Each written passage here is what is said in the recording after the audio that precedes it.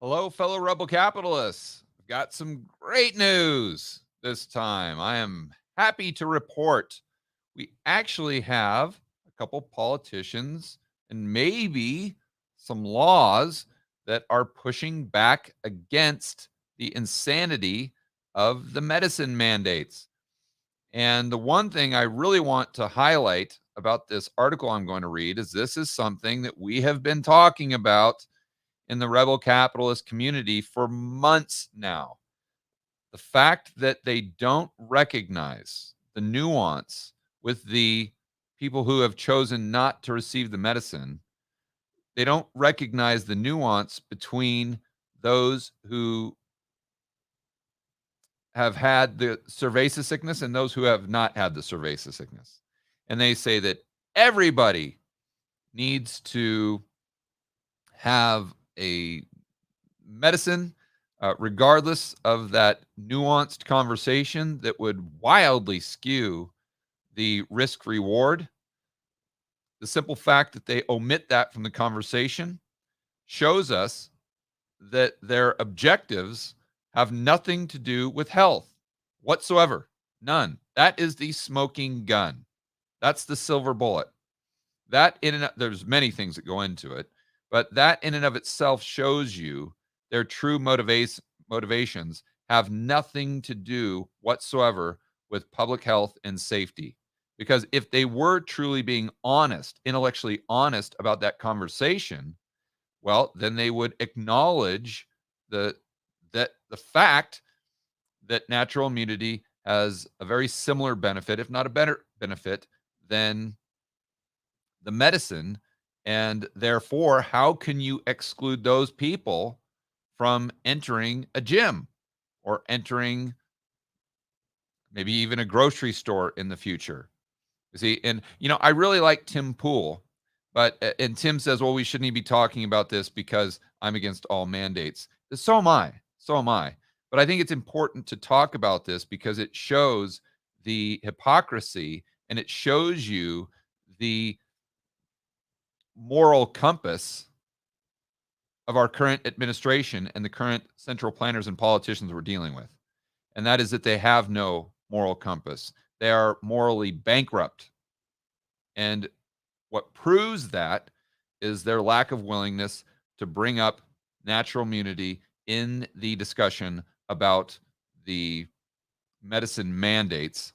And therefore, when we're going over a cost benefit analysis of the medicines themselves, you have to factor that into the equation. When most people do a cost benefit analysis, if they even do one, which very few people do, but if they do, they really consider the benefit of the medicine, the uh, the perceived danger of the cerveza sickness, and that's the extent of the analysis. They never include the probability that the government is trying to issue these mandates as a way to gain power and control, and that you have to look at each government individually. And I'm not saying that this administration is, well, I am saying this administration is a lot worse, but it's not the fact that they're on the left or the right. That really doesn't matter anymore. I think what matters most is a specific administration more authoritarian, or are they standing up for the rights of the individual? That's what we should be most concerned with, regardless of how we see the specific topics that generally would put someone on the left or the right. It's all about authoritarianism versus individualism. So this administration, very, very authoritarian. That's for sure. And so then when you're doing that cost benefit analysis on the value of a specific mandate, you've got to make sure that you include you're giving power and authority and control to a government who has no ethical North Star whatsoever, that is morally bankrupt and has proven time and time and time that they are willing to lie and do whatever is necessary to gain more power and control, micromanage the economy. And I believe they're most likely just a really a puppet or a group of useful idiots that are implementing the objectives of the global elite. But I'll let you decide on the probabilities of that being accurate. So let's go into this article. Good news, good news. This was on Zero Hedge. Did we do the screen share, Josh? Okay. And this is from a congresswoman in Tennessee, Diana Harshbarger. She is a Republican, and her act that she is trying to, I guess, get passed is called Natural Immunity is Real Act. It's really shocking that we actually have an act or a law that would bring this into the forefront of the discussion with the central planners and the people that are in charge of these institutions, such as Walensky and Fauci. But unfortunately, that's the world we live in right now. So there is plenty of evidence. Well, we all know this. There's, or I guess her exact quote, there's ample scientific evidence that shows natural immunity is absolutely one of the best things you could have. And some studies even show that it's more effective. Okay.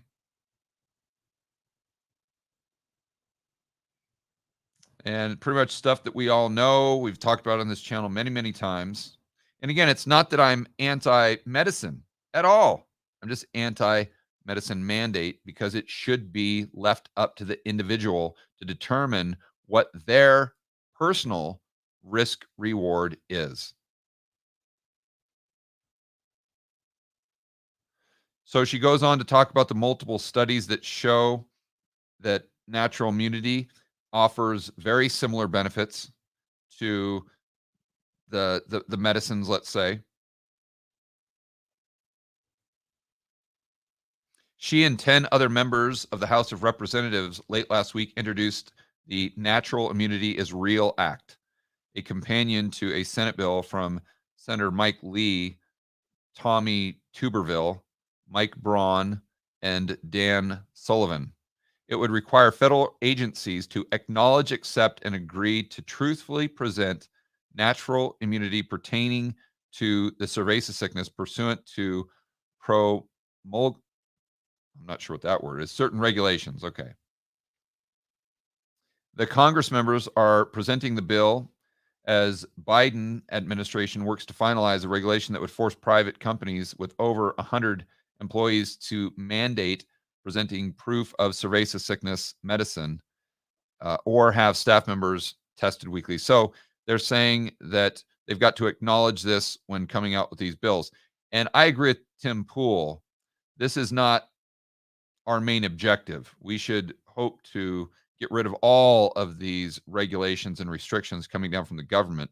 But again, my point is this just shows this is the smoking gun, the silver bullet that in and of itself shows you their intentions have nothing to do with health and safety. And they are not being intellectually honest or curious in the slightest. So they're just saying there would be an opt out for natural immunity.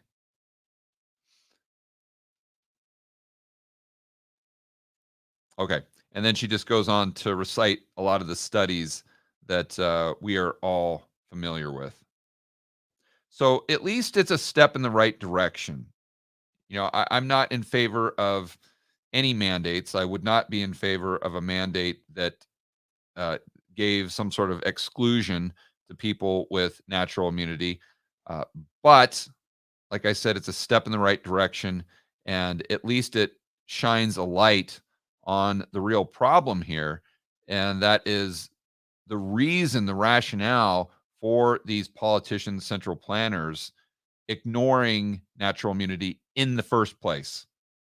And that's because I believe their agenda has more to do with big pharma profits, taking control and power, maybe even creating some sort of chaos within our society because of how many police officers, as an example, are just outright quitting in a time that's going to be very detrimental to the stability of a lot of our urban areas. And that creates the chaos that could be part of their objective. But regardless of why you think they're issuing these mandates, what we can all safely conclude is that, again, they have nothing to do with health or safety. Okay, guys.